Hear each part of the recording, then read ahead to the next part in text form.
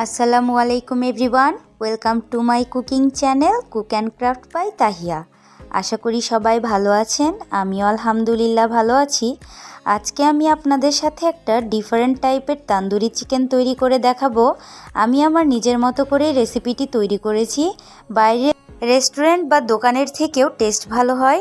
এটা রুটি, পরোটা, নান বা পোলাওয়ের সাথেও পরিবেশন করতে পারবেন। তো চলুন ভিডিওটি শুরু করা যাক। প্রথমে আমি 4 পিস মুরগির মাংস ভালোভাবে চাকু দিয়ে কেচে নিয়েছি। এরপর আমি এতে টক দই দিয়ে দিলাম 2 টেবিল চামচ, 2 টেবিল চামচ আদা রসুন বাটা, 1 টেবিল চামচ শুকনো মরিচের গুঁড়া, অল্প পরিমাণে হলুদ গুঁড়া, 1 টেবিল চামচ ভাজা জিরা গুঁড়া আর 1 টেবিল চামচ তান্দুরি মশলা। এরপর পরিমাণ মতো লবণ দিয়ে আমি ভালোভাবে মেখে নিব। অবশ্যই ভালোভাবে মাখতে হবে যেন প্রতিটা মাংসের গায়ে ভালোভাবে মশলাগুলো লেগে থাকে। আর আমি চাকু দিয়ে কেচে নেওয়া জায়গাগুলো অবশ্যই ভালোভাবে মশলা দিয়ে দিতে হবে, এতে করে অবশ্যই তান্দুরিটা খেতে অনেক ভালো লাগবে। আমি এটা ভালোভাবে মাখানো হয়ে গেলে রেস্টে রেখে দিব প্রায় 30 মিনিটের মতো।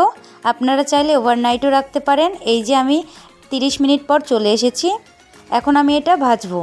ভাজার জন্য একটা প্যানে আমি তেল দিয়ে দিলাম অল্প পরিমাণে। এরপর আমি 2 টেবিল চামচ পরিমাণে বাটার দিয়ে দিলাম ভালো একটা ফ্লেভারের জন্য।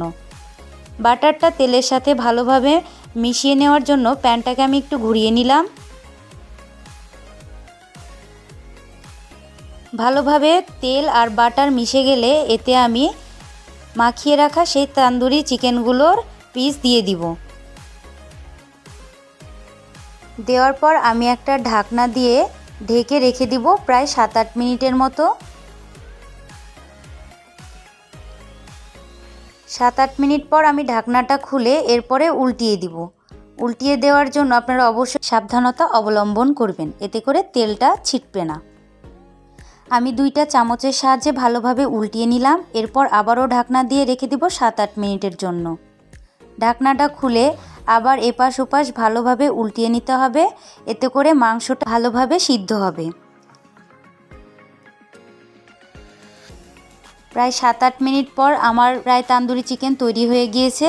যখন একটা পোড়া পোড়া ফ্লেভার বা দেখতে পোড়া পোড়া ভাব আসবে তখনই বুঝে নিতে হবে যে আমাদের এই চিকেনটা তৈরি হয়ে গিয়েছে।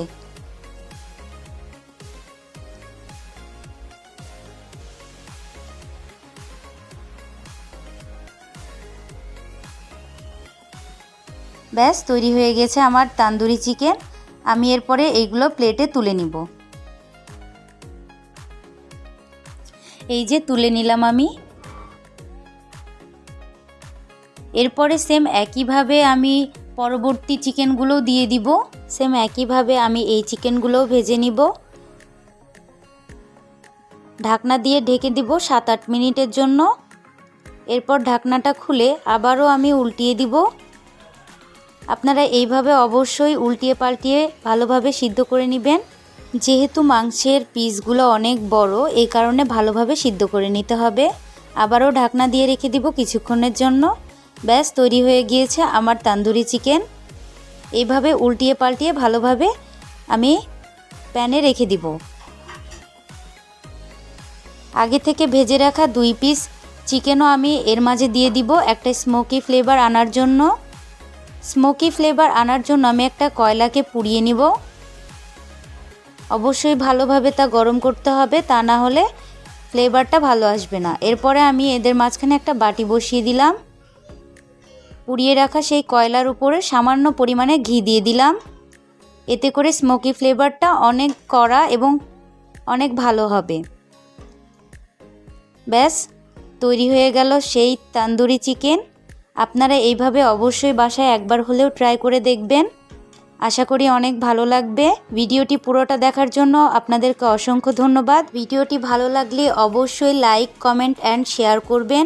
আর ইউটিউব থেকে দেখে থাকলে চ্যানেলটি সাবস্ক্রাইব করবেন। পরবর্তী ভিডিওটা দেখার জন্য সবার কাছে অনুরোধ রইল। সেই পর্যন্ত ভালো থাকবেন, সুস্থ থাকবেন। আল্লাহ হাফিজ সবাইকে।